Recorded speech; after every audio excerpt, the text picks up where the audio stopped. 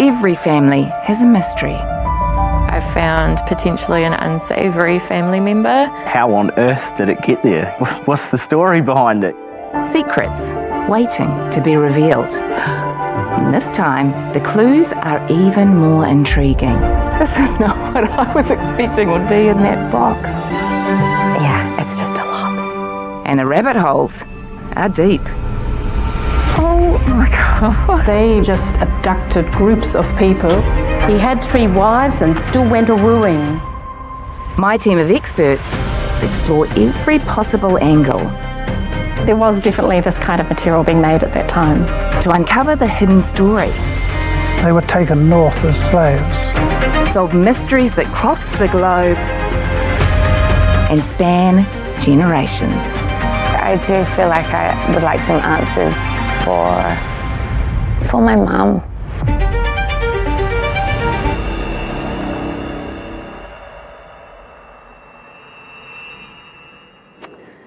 I've been pondering this for probably about 20 years. Police first started investigating allegations from neighbours, I think. And for the most part, we kind of went, no. And then the more we looked into it, the more we thought, actually, we don't know.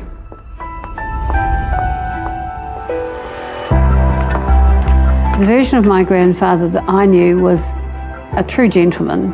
He was always immaculately dressed. His hair was never out of place. Even when he gardened, he wore a tie and a little vest. If I could talk to my grandfather now, I'd just ask him, did you do that? Granddad, really? Did you do that? You must be Tracy. Hi, I am. What do you have for me? I have a little story about my grandfather, David Del Monte Nieto Hollander, who for the longest time was just a granddad. And then we found out perhaps he's not just a granddad. He was a spy for Nazi Germany. Well, that's the allegation. He was a British national, but he was interned on Somes Island for the duration of the Second World War. Somes Mathieu. Yes. In Wellington, the Wellington Harbour. Yeah, so that was an internment camp for aliens. And the whole time he was there, he talked about, he was innocent, he hadn't done anything wrong, he came from a Jewish family, even though he was born in England to a German father. He was Jewish? His family were Jewish, which was why it was a bit puzzling when you think, why would he be working for Nazi Germany if he was Jewish? So we, of course, always thought, poor granddad, how awful for him. And then we got the documents from archives.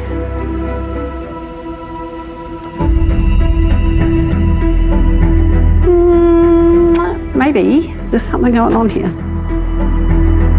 So he was imprisoned and amongst what he regarded as his enemy, which, he found hurtful. And he would never speak German after that. The only thing he would say to me in German was, mein Liebe, ich liebe dich, and that would be it. And that's all he would ever say. Which is, means? my darling, I love you. Oh, granddad. were you close to your granddad? I was actually. He was a good man, he was never anything other than kind and generous to me, so I loved him dearly. But you read some of the stories and you think, oh, that's rubbish, and then you read others and you think, well, there's something in there. Was it an injustice or was he a bit naughty? Yeah. Do you think he was a spy? Honestly, I don't know. I'm 50-50. So Tracy, the mystery is, was your grandfather a spy for the Nazis?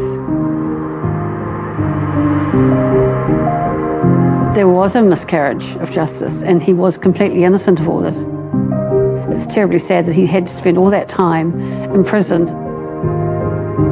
It would be nice to be able to show that he didn't, he was innocent of these things. It would be nice.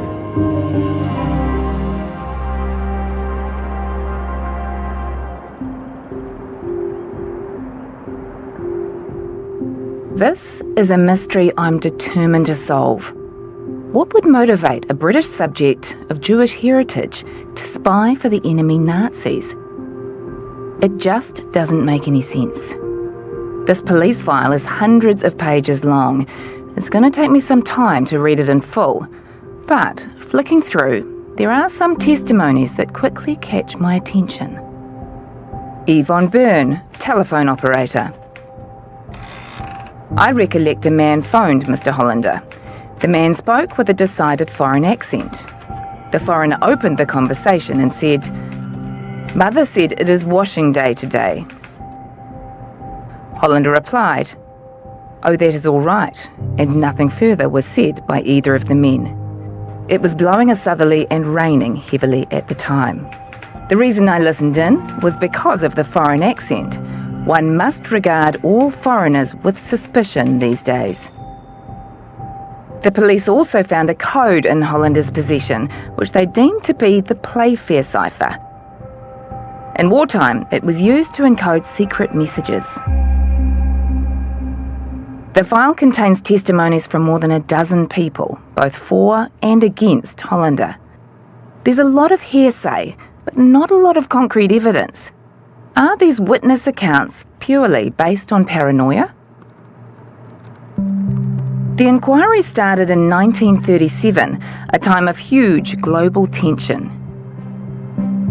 In 1940, legislation was passed to seek out the enemy in our midst. At that time, anyone with connections to a country that was in conflict with New Zealand was considered an enemy alien. Some were imprisoned on Matthew Soames Island. So, who was being sent there?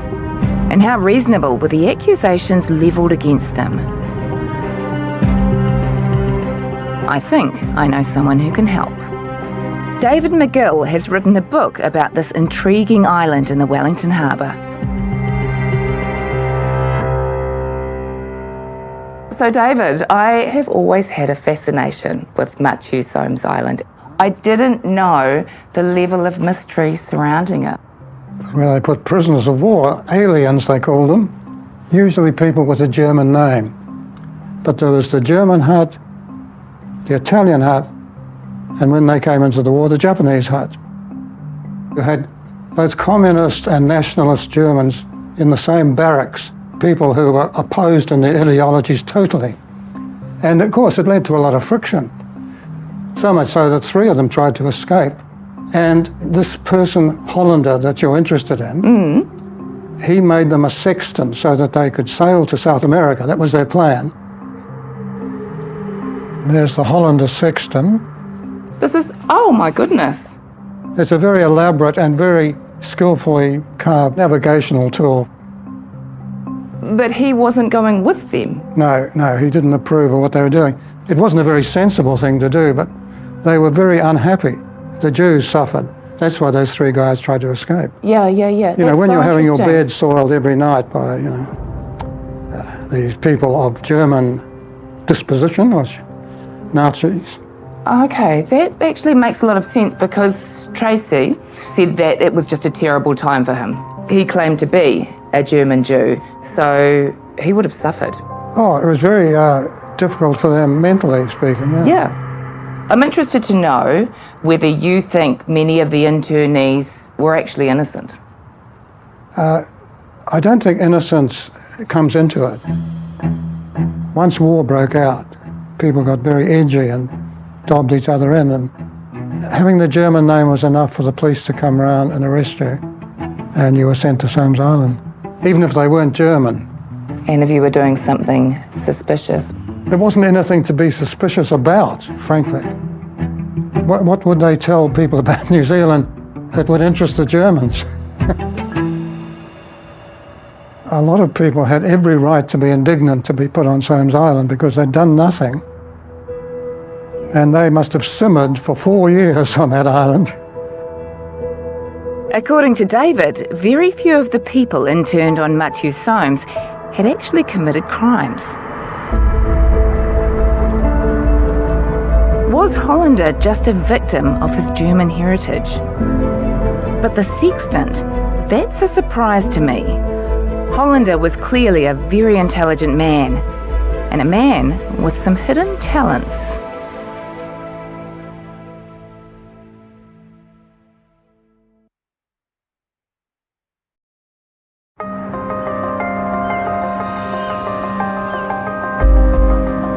Tracy is desperate to know the truth about her grandfather, David Hollander. Was he unfairly interned on Matthew-Soames Island during World War II? Or was he indeed a spy for the Nazis? I'm questioning a couple of things in this file. Hollander was of Jewish descent, but he admits to being a member of the Wellington German Club. He worked as a filing clerk for the Immigration Department, and there are witness claims from here that Hollander was in regular contact with the German consul. Detective Sergeant P. Doyle, 16th of June 1937. At least 4 days every week, he holds a telephone conversation in the German language with the consul. The time, in some instances, being over an hour. A witness also claimed they spoke in code. They spoke for some time using numbers instead of words. Hollander did live in Germany for 3 years in his late teens. He might have just had a love of the language and culture, a connection to his father's homeland. But in the late 1930s, pre-war, was it suspicious to belong to the German club? I'm hoping my colleague Josie, an internet sleuth, has turned up some information.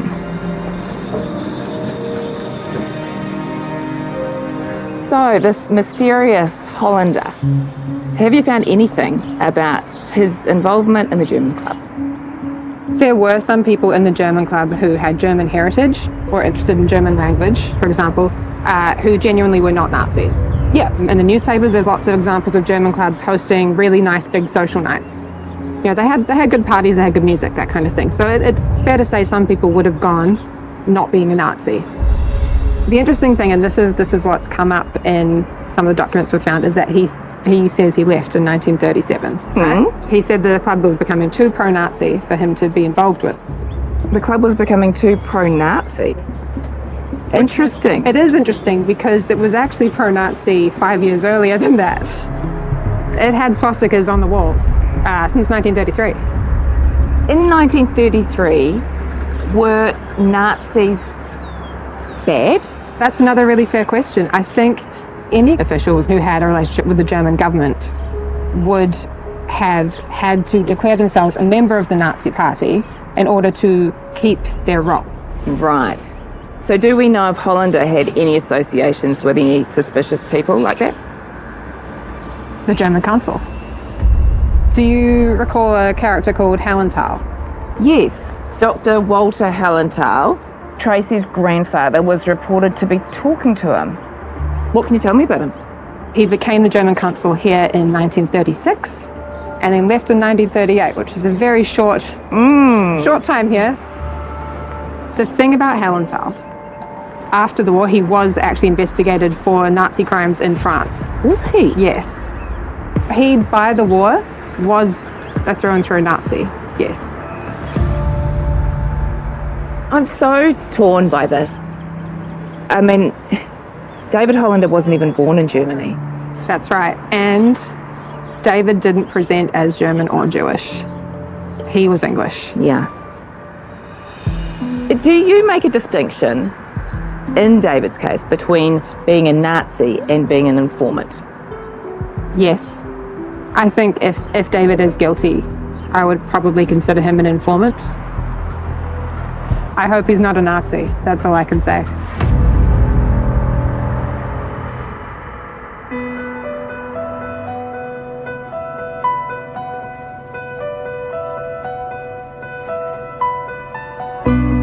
Dr. Walter Hallenthal was a known Nazi, so having a close relationship with him would undoubtedly be incriminating. But Hollander denied knowing him. Detective Murch asked me if I had ever been in contact with the consul, and I said I had not. I have never spoken face-to-face with Dr. Hellenthal and have never spoken to him over the telephone, to the best of my knowledge. I am definite that I have not spoken to Dr. Hellenthal. Hollander also flat out denies being a Nazi or having any Nazi sympathies. But even that seems to have been judged as suspicious by one of his co-workers. Robert Brace stated, Hollander is inclined to overdo the matter of running down the Germans, referring to the Germans as Huns and bloody sods. So no matter what he does, Hollander is being judged. These allegations around the relationship with Hellenthal are the testimonies of colleagues and neighbours. Somebody is lying. But why? I know from the file, David Hollander used to work for his father's merchant business. He was selling high-end goods when he first moved to New Zealand. But what else could his background tell us about this man? German researcher Katja has been on the hunt for any information. Hello. How are you? I'm good, how are you? I'm good. Okay, Katja, what have you found out about Hollander's life before he came to New Zealand? He was born in the UK in 1904. His father was German, of Jewish heritage. At the time they had a servant, which was pretty normal. They were a middle-class family living in an area in London. The father had a merchant business, was a Clark stockbroker, so pretty good background, I would say. David's two brothers, they were both in the UK Army. And one of his brothers was actually in a special interrogation unit, and he was spying against the Germans. So, patriotic family. David's entire family background to me screams out loyalty to the UK. From what I can see, there's nothing suspicious of him being a spy. Katja, given the paranoia at the time, the hysteria, why would you join the German club, speak German? You know, isn't that the time to just kind of blend in? I mean, that was, just leading up to World War II in the 30s, and they couldn't possibly know what was going to happen. No. How World War II would escalate and the atrocities that were gonna happen. Yeah, I mean, look, he paid the price, didn't he? If he was an intelligence agent, he definitely paid the price. 4 years. Yeah, and if he wasn't, 4 years of his life were taken away from him. But Katja has one more piece of information, and it stops me in my tracks. One interesting thing that I found was that his dad, Paul, he committed suicide in 1932 at the age of 51.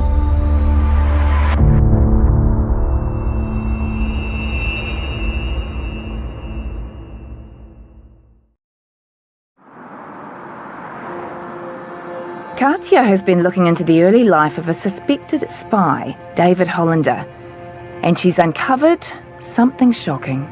His dad, Paul, he committed suicide in 1932 at the age of 51. It even made it into the newspaper as a little clipping. I've got it here. Oh, that's so sad. Yeah. And it says because of financial worries. David at the time was already in New Zealand in 1932. It's interesting that Hollander's father was in financial trouble, because from my research, it's clear Hollander was also strapped for cash. But through the Great Depression, this wasn't uncommon. Eyewitness reports on Hollander's state. Hollander had a habit of borrowing and not paying back. Was Hollander expecting an inheritance from his father? An inheritance that was lost? Was this about financial gain? Could money have been the motivation to trade information with the German consul?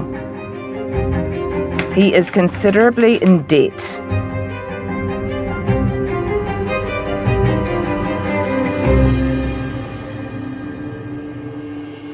But Hollander's personal statements to police throw up several red flags. He changes his story a number of times, especially in regards to the code.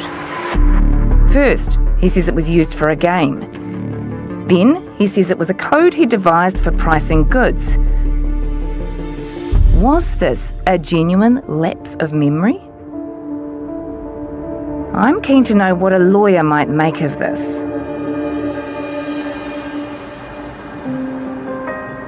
Was there a genuine miscarriage of justice? Or was Hollander rightfully interned? I'm meeting with someone who can explain the legalities of a tribunal. Barrister Simon Shammy. Simon, you've had a look at the case file. Was this a criminal trial? No, it wasn't. This was effectively not where guilt or innocence was to be determined. It was something whether someone fell within a category of risk, whether it was more likely than not they could be a risk to our security.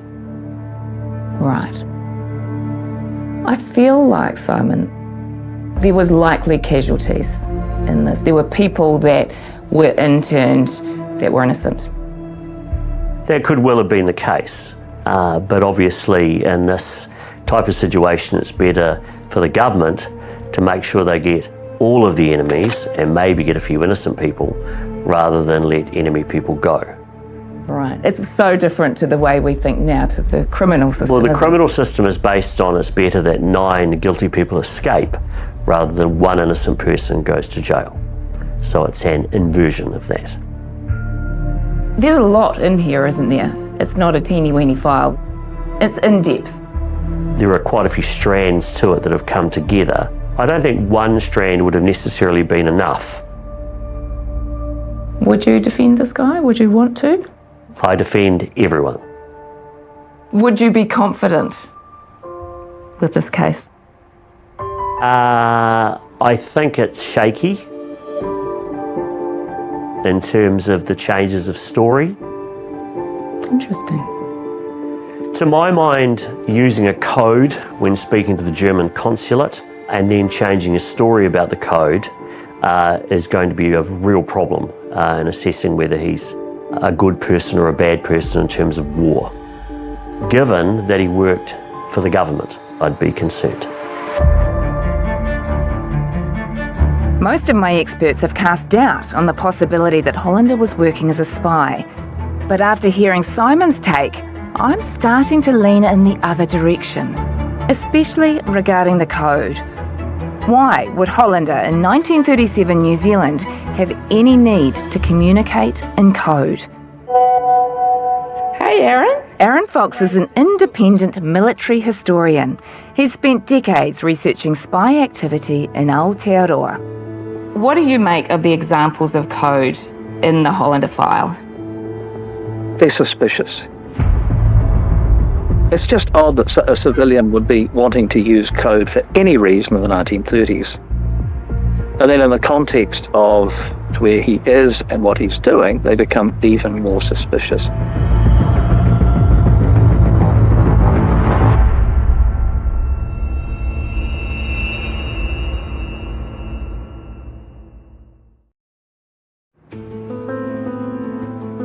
Was Tracy's granddad, David Hollander, a spy for the Nazis in the lead up to World War II? Military historian Aaron says that just being in possession of the Playfair Code is a red flag in itself. His excuse was that he needed it in his business as a jewellery salesman. You don't need a code for that. You just need a lockable briefcase or a filing cabinet.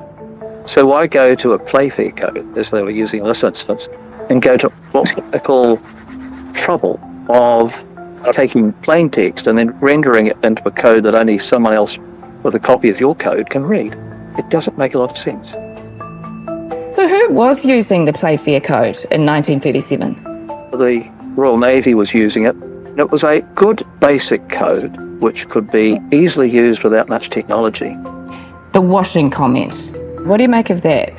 Again, it seems like a code phrase, a careful code phrase to say that something is about to happen or it has happened. I mean, I have no idea what it means, but linked to the idea of code being used by the same individual and his other associations, that is highly suspicious. Had he been doing similar work as a New Zealander in Germany, the SS would have picked him up. The Gestapo, he'd have gone off to the Prinz Albert Strasse, run off to Dachau. You wouldn't have seen him again. But what could motivate Hollander to do this? There are a variety of weaknesses or personality traits that can attract someone to work as an asset. That's someone who's run by a spy. One is money. There can be blackmail. There can be ideology. So if the individual actually accepts the ideology of the other state. And the final one is pride.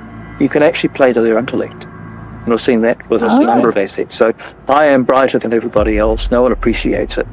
So I can be a double agent and they'll never know. You're using the term assets. Yes. It's somebody run by a spy. I define a spy as being a professional. An asset is somebody that is used by that spy to gain information. So Hollander in this situation is potentially an asset? Yes. He's feeding information into a bigger system. What questions remain for you in this case? The big question is, what was he doing?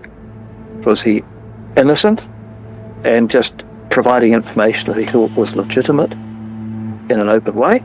Or was there something more going on? Was he threatened? Was he coerced in any way? Was he tempted in any way to pass that extra little bit of information to the Germans? So in his world, things became a little easier. If Hollander was passing information to the Germans, it would have been through the German consul, Walter Hellenthal. But when asked whether he knew him, Hollander gives conflicting answers. First, he says he's never spoken to him, either in person or on the phone. Then, he says he was in touch with him, but only on one occasion. But there's an interesting statement from Detective Sergeant P. Doyle. He claims that Hollander admitted he was in the habit of speaking to Hellenthal on the telephone in German, claiming the purpose was to help refugees.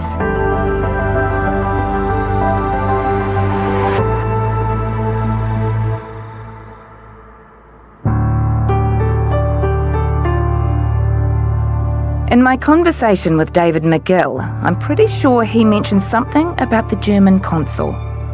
The German consul here before the war, full-on Nazi, he had people collecting information on all the Jewish firms in New Zealand and all the people of German ancestry, so they could be called up as cannon fodder or locked up as Jews in concentration camps. Hollander worked at the immigration department. He had access to confidential documents. Was he passing that information to the consul? It's time to dig deeper into Hellenthal. And I come across some confidential files that were only very recently declassified. Among other things, I find the German club's little black book, and it is very revealing. Finally, I have the information I need to give Tracy an answer.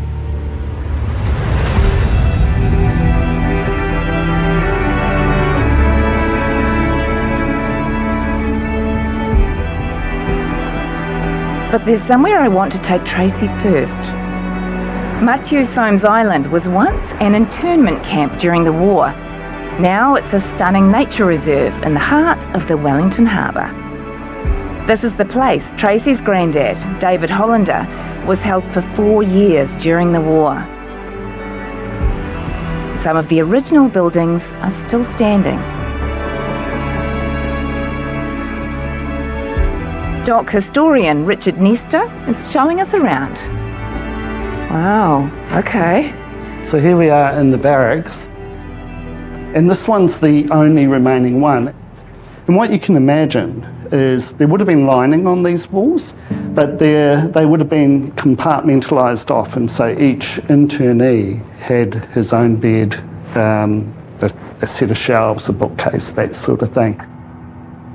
So they're not locked in at night, there's no one that comes and padlocks the door so they can't get out? Not so much the door, but there would have been a perimeter fence where the internees were not allowed to move out of until daylight hours, and then they had sort of more free roam of the island. Who was in this one? Italians and Japanese. Well, my understanding is that Tracy's grandfather, Hollander, was in with the Italians, so the German Jews and the Italians were in barracks together. So it's possible that he was in this one. Very possible. Yeah, absolutely. Well, there you go. Yeah, there you go. That's crazy, eh? Yeah. It's a weird feeling to know that, you know, he resonated in this place, whether he liked it or he didn't. It's weird. I almost shivery. I don't know. It's weird. It's an odd feeling just to be here. So. Yeah. Tracy didn't expect she'd feel so connected to her grandfather on this island, and she'll be blown away by what I'm about to show her. Well, this is our Adopt Information and Visitor Centre. Yeah. It's quite a special building. This is the hospital building that was built in 1917, but used again during the Second World War for the same purposes. But there's actually something else I want to show you. It's quite special, and so this here is the sextant that was used to escape from the island and was donated back to us afterwards, and of course is built by your grandfather. No. Seriously? Yeah. Oh my God. You can touch it. Really? Yeah. Wow.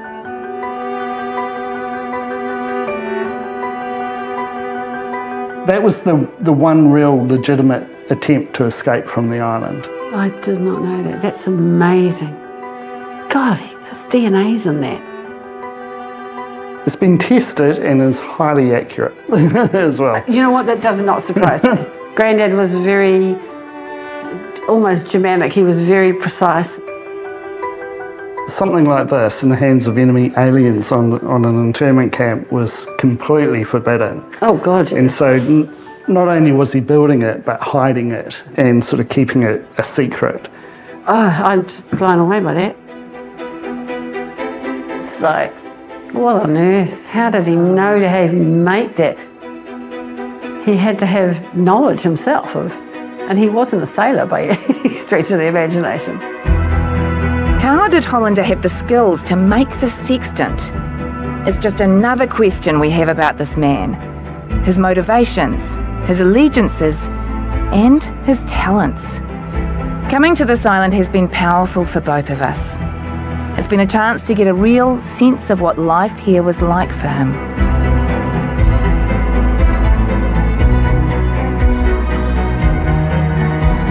So, talk me through what your emotions are right now. It's quite an odd feeling knowing that he was like, did he come up here and look at the beautiful view and look across that way and think, I can't get home because I'm stuck here. It's a bit sad because he was away from his wife and his family and they were suffering and he knew they were suffering. And I remember you saying to me that the family used to look out to the island from Petone. Yeah, they'd look out and That's see. heartbreaking Yeah. to me. His wife suffered hugely. She had suffered with mental illness. She was probably suffering from depression. And she died quite young and left 2 young children. One of them being your mother? One of them being my mum, yeah. And I think that had repercussions on her because mum suffered with mental illness and had her own issues as she grew up. So she definitely suffered as a result of Granddad being she was on a this victim island. too. Absolutely. Yeah, so do you feel a connection to this island? I do. I actually do now. Oh, it's making me a bit emotional. We're just making me emotional. Yeah. Oh, yeah. So I feel a real connection. Oh, good. I hope this is a positive experience for you. It is. It is. Happy tears. This is just hopefully closing that chapter in some way and honouring your granddad, who I know you loved so much, who was a kind man. He was a kind man. I love my granddad a lot.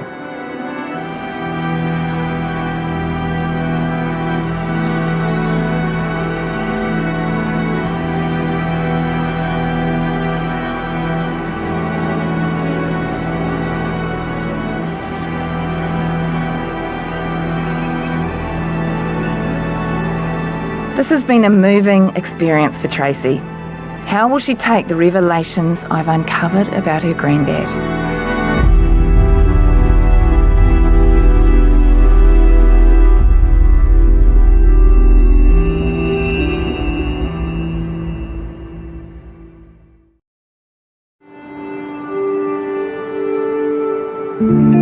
Tracy's granddad, David Hollander, was accused of suspicious behaviour in the lead up to the war.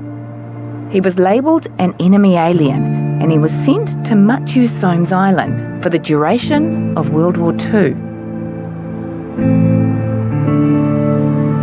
It's time now to tell Tracy what I've found out. When you first came to me, Tracy, you had a question around your grandfather. You wanted to know whether his internment during World War II was justified. Yeah. And was he a spy? Did he do it? Let's have a little look at his background, and some of this you'll know, some you might not. His father had a merchant business and David was a travelling salesman for him. Yep. He passed away, you knew that. Yes. Did you know how he passed away? No. Here's the newspaper article. Do you want to read that? Oh, well. So, merchant's worries. Financial worry was stated at the Westminster inquest. A merchant of Wembley to have led to his suicide. Wow. And if you think about the timing of that, David arrived in New Zealand a couple of years before. I can't imagine he was in a good place. Yeah, No, it made me I really never knew sad. that. Fast forward to 1937. There's a guy called Dr. Walter Hellenthal, who was the German consul in New Zealand. And your granddad's alleged association with him is possibly the most damning evidence. Yes. Because Hellenthal was a Nazi. Hellenthal was accused of Nazi war crimes in France, but died before he could be convicted. He was a Nazi, essentially. Wow, which is, I mean, I knew that Granddad had association with him. There are now some files from that time that have been declassified by the SIS. Oh. A little black book, which belonged to the German club. The president, or patron, Dr. Hellenthal, and if we scroll down to here, Hollander appears here. Two different addresses. So he's here in 1937 and 1938. They knew each other, you know, he can't deny knowing him. Yeah. When I read his letters, he kind of made it seem like he was talking to him to help people who were emigrating here. But the tribunal made the point that why would Jewish refugees want help from the German consul, from the enemy, essentially? And I have a document. It does not seem to us probable that resort would be made to the German consul for assistance by or on behalf of persons who had escaped from Germany in order to escape from Nazism. Does that make sense? It does make sense. Why would I go to my enemy to help me arrive in a country that I've escaped from, the people who you asked me to help? So that doesn't make sense, no. Yeah. It's not looking good for him. To me, Nazis were like the scum of the earth. They were just like, it breaks my heart when I think about what they did to so many people. So that's why I'm kind of shocked that Granddad would take that route, or with that particular person. He was raised Jewish. Why would he then start associating with Nazis? Well, let's think about what was going on for him at the time. We know from the file, and you know anyway, that Pauline, your grandmother, had severe mental health problems. He's in severe financial trouble. So it seems to me that your granddad had to take on the responsibility in those early years of looking after the kids and trying to keep them above water. They were so far behind in rent. And I guess he came from money. So suddenly he didn't have it. I do wonder if, was he doing this for money? Was it a money thing? I would say so. I don't know if you've read it in the file. What that was observed was Detective P. Doyle said initially in his conversations with your granddad, he was kind of scruffy and not well dressed at all. Then, after the associations with Hallenthal, all of a sudden he was immaculately dressed, and I quote, said, "a fair supply of ready cash." Did the association with the German club unwittingly put him in the path of some bad influences at a time when he was strapped for cash and his family was struggling? Yeah. I think it did. I think you might be right. It would have taken something pretty dramatic, I think, for him to have gone down that path. And I feel quite sorry for him that he felt that bad, but at the same time I want to go, what were you thinking? Was there no other way? Was it, did you have to resort to this? One of the things you wanted to know was this a miscarriage of justice? This is from the German archives. 10 years on from the war, the New Zealand government looked at the German archives and reviewed what had happened. With regard to the internment of Germans, the papers provide general confirmation of the wisdom of the policy followed, which, if anything, erred on the side of mildness. Wow. No single case of unjust internment has been noted on the records. Wow. Yeah, and I think that's telling. Yeah. I think that's important. Yep. So, where do I land on this? I have to say that there is nothing I've found that exonerates him. Yep. Yeah. Were they within their rights to detain him on Symes Island? I think they were. I think they were, Yeah. I think ultimately there was no miscarriage of justice. He should have absolutely been interred on Symes Island. So I just wish I could find out why. Why did you do this? But yeah, no, he was in the right place, I think. You wanted to know, was he a spy? Was he a spy for the Nazis? Yeah. Even the tribunal said there is no evidence that he was a Nazi spy. I think he was more of an asset, passing information. And I think that's important. If he's passing information, I think he would have known that there would be implications. But he was obviously prepared to do that. So I'm going to take the stance that I think he did this for his family. So there's some relief. A bit of sadness too, because I feel sorry for him that he got himself to that point where he was doing what he did. All I can say is I'm sorry he did what he did, but he paid the price. He effectively went to jail for his crimes, and he made up for it afterwards. And he was never anything but a loving granddad to me, so my opinion of him hasn't changed. I still love him to bits, and I did want to know. So I'm eternally grateful that you have done this for me. I'm grateful, thank you. There's like a lightness, there's like a, okay. Really? I can put it to bed. Yeah. After Tracy learned our discoveries about Hollander, she decided not to share the findings with her family. Instead, she's saving the reveal for when this story goes to air. We hope the whānau watching are taking the revelations about Tracy's beloved grandfather well. Next time, Granddad was born a bastard. a family mystery My great-grandmother never said who the father was. takes a scandalous turn. He has a criminal record as long as your arm. Stealing bikes, bigamy offence. So he's a scammer. Absolutely.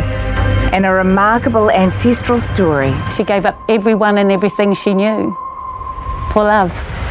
But can we separate fact from fiction? That just undoes everything we thought we knew.